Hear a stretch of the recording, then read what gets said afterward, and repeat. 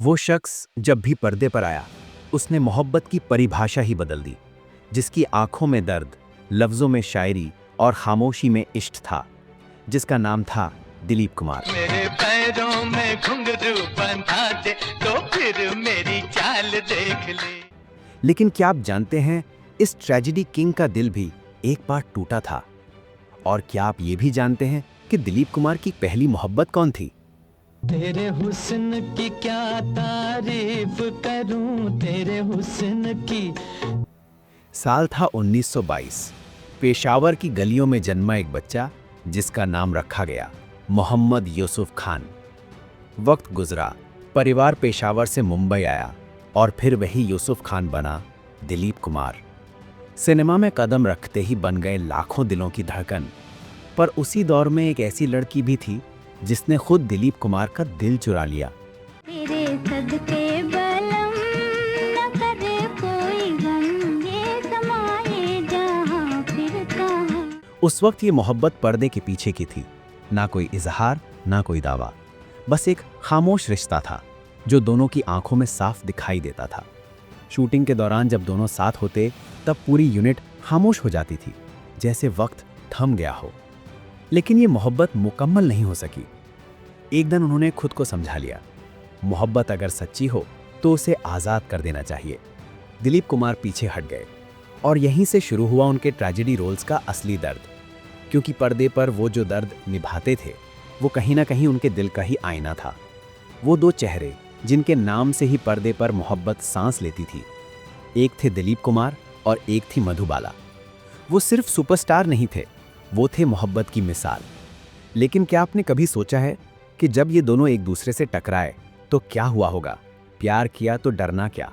एक आग थी और एक परवाना, फिर भी ये इश्क अधूरा क्यों रह गया? इस रंग में कोई जी ले अगर मरने का, उसे गम क्या होगा। साल था 1951। फिल्म थी तराना। यही पहली बार दिलीप कुमार और मधुबाला एक दूसरे से करीब आए। मधुबाला की मुस्कान में जादू था और दिलीप साहब की आंखों में सुकून। शूटिंग के दौरान दोनों की बातचीत शुरू हुई। धीरे धीरे वो बातें रिश्ते में बदल गईं और फिर वो रिश्ता बेइंतहा मोहब्बत में। दिलीप कुमार उस वक्त के सबसे गंभीर और इमोशनल एक्टर थे, तो वहीं मधुबाला पर्दे की सबसे खूबसूरत और चंचल अदाकारा। दोनों का मिजाज अलग, पर दिल के तार जुड़े हुए थे। सालों तक दोनों ने छुपकर मोहब्बत की। आज आप से बड़ी खुशी हुई है आपसे मिलकर। मैं इनके साथ ऐसे ही चलाया था, आपने बुरा तो नहीं माना? सुनता कम है क्या?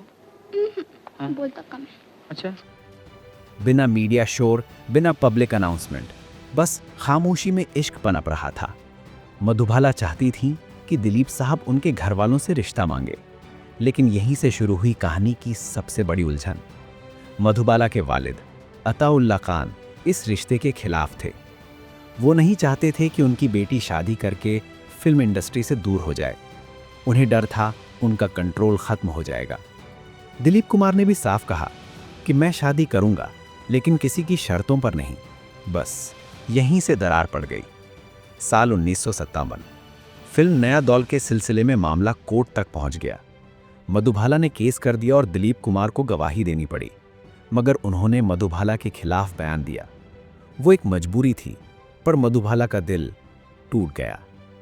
इस गवाही ने दोनों के बीच की मोहब्बत को हमेशा के लिए खामोश कर दिया। लेकिन तकदीर को कुछ और मंजूर था। मुगले आजम की शूटिंग दोनों को फिर साथ लाई। वही जो दुनिया देखे, घुट-घुट कर यूं मरना क्या जब प्यार।